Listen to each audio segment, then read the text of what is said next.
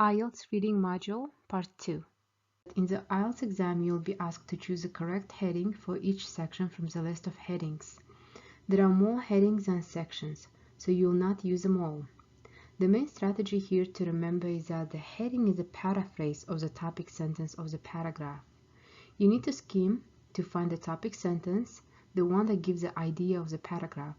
Then you have to go back to your list of headings and choose one that is similar in meaning. Remember, the correct heading will probably be a paraphrase of the first or second sentence of the paragraph, so you need to cross out the headings as you use them. And now let's take a look at our list of headings type of task.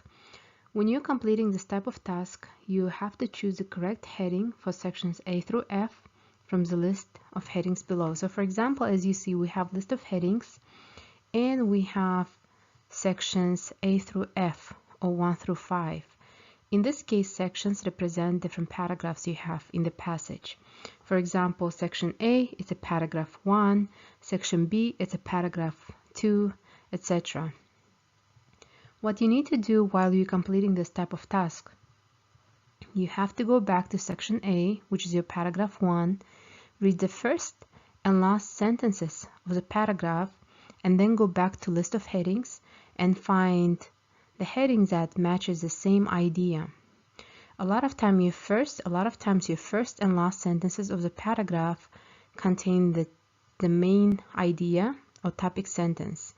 But if you still do not understand the first and the last paragraph of the sentences of the paragraph, make sure you read a couple of more sentences. But that's how you're supposed to complete list of headings kind of task. And you do not need to read the entire passages or paragraphs. All you have to do to make sure that your section A has the same idea, one of the ideas in the list of headings. And now we are going to review our strategy. Our final strategy for today's lesson is going to be about choosing answers from a list. The main strategy here to remember is to read the instructions carefully and scan the passage looking for the keywords in the direction line. Read carefully around the words in the passage. Scan the answer choice quickly and look for words in each statement. You have to make sure you match the keywords in the passage with the keywords in the statement you have. We had very similar examples to this one.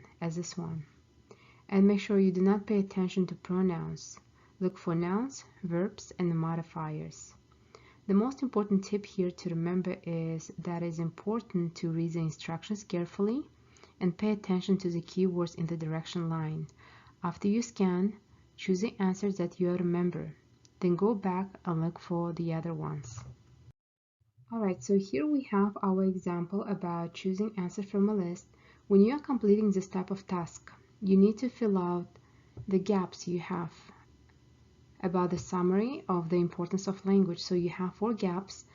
You need to go back to your list and you have list of 7 words. So you have to pick the words that match in the context. Of course, it's going to be about the passage, and if you have a common understanding about the passage, so that will be easier for you to complete. However, also if you have very good knowledge of grammar, so you can easily guess what kind of word will be fitting in that context. But again, you have to make sure you have a common knowledge of your reading in order to complete the summary, the importance of language. And that's what you have to do while completing your choosing answers from a list type of task. And now we're going to review the most important strategies and tips that can help you to attain a high score. First of all, remember to examine all the words and phrases contained in the diagram or chart. Remember, by reading these words, you are helping yourself to understand the task better and find correct answers. Also, never read any text before looking at the related questions. Always use your titles, headings, underlined or highlighted words, and diagrams as part of your scanning process.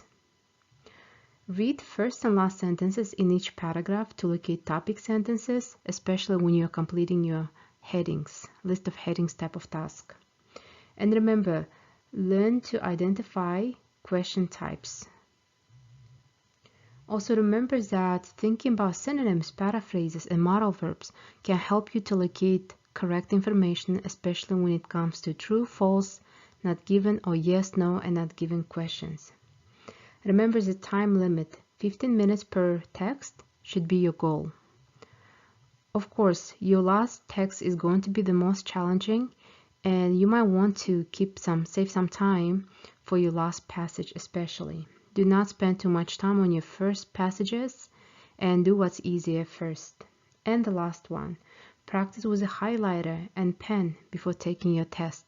Circling keywords, highlighting important words, it's a very important process in order to succeed during your reading part of the IELTS test. And now we're going to review our final slide of today's PowerPoint and the most important points we studied in our today's lesson. First of all, remember to read carefully how many words you are required to write.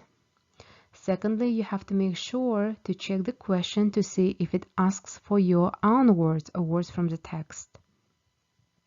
And for summaries, you have to make sure you have a common understanding of the passage. Make sure you always read headings first and then the topic sentences. And it's very important to remember that you do not need to read the entire passage.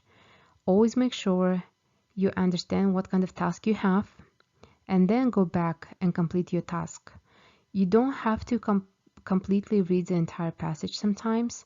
All you have to do to read first and last sentences of the paragraph or of the passage. Or sometimes it can be scanning for the specific words, keywords in the passage. So make sure you do not read the entire passage, but you understand what kind of task you have first.